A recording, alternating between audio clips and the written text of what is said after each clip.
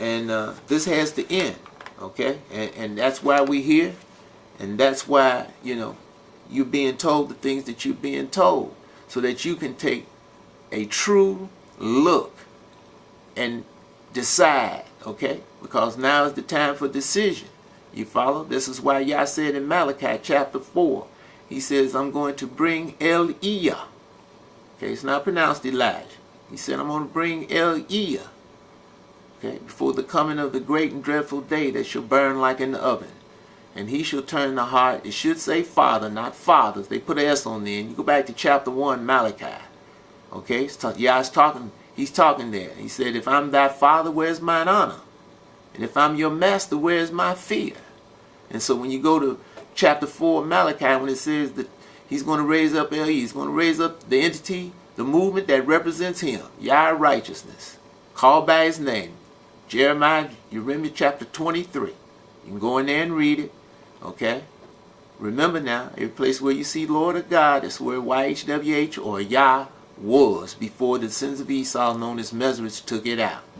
So when you go in the 23rd chapter of Jeremiah, what does it say? Yah says, I'm going to bring forth a root out of the stem of Jesse. Okay? He's talking about the seed of David. Okay? He said, I'm going to bring a branch out of David. Okay? A twig, a tender plant, a twig, okay? And said, this is the name wherewith he shall be called, Yah, our righteousness. Okay? Remember now, this root was a root out of dry ground, like it says in Isaiah chapter 53. Okay? 53rd chapter of Isaiah. Talking about this again. Okay?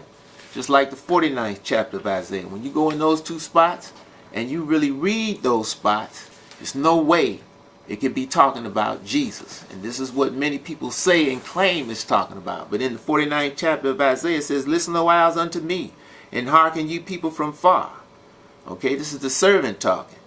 Yah hath called me from the womb. That's the womb of his mother. Okay, his maternal mother now.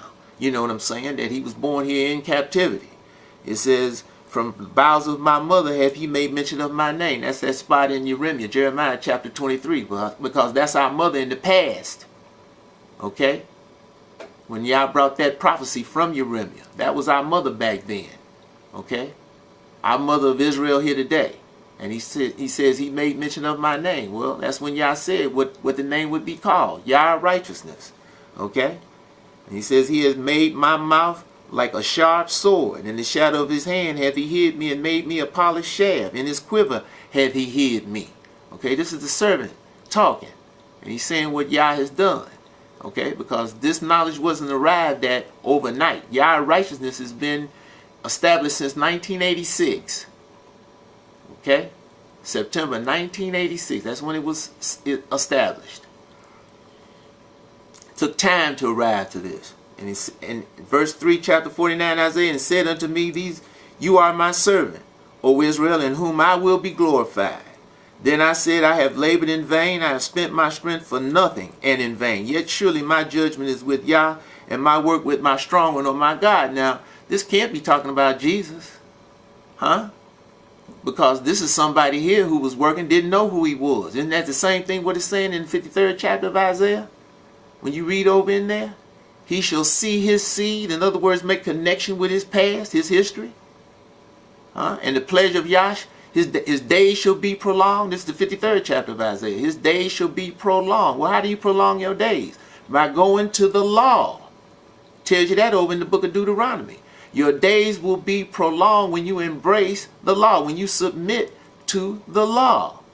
That's how your days are prolonged. But we just read here in different spots in the good spell, the New Testament, where they do their best. The sins of Esau, when they wrote it, who wrote it, they do their best to take you away from the law. They say the law works wrath. Huh? Where there is no law, there is no sin. If you don't know the law, you're not sinning. How much sense that make? That sounds kind of stupid to me. But that's what they tell you over there in that good spell. Contradictions to take you away from this law. Okay? But that's how your days are prolonged. Go over there in Deuteronomy and read about it. The word prolong, as we've said in previous shows, is over there like 8 or 9 times. Okay? And that's when your days are prolonged, when you embrace the law, when you don't eat all these nasty things, when you don't eat these unclean things, when you don't do these unclean things, your days are prolonged. When you do iniquitous, wicked things, okay, satanic things, your days are short, okay? And even if you live a long time, like it says over in chapter 65, Isaiah, you understand, the sinner, though they live to be 100, they shall die accursed. Go over there and read it, chapter 65, Isaiah. Though the sinner live to be 100, they shall die accursed. That's why you see some of these people, they 100 years old, they look, man, they look horrible. They got all kind of things wrong with them. Cancer, diabetes, glaucoma, emphysema. That's just some other things.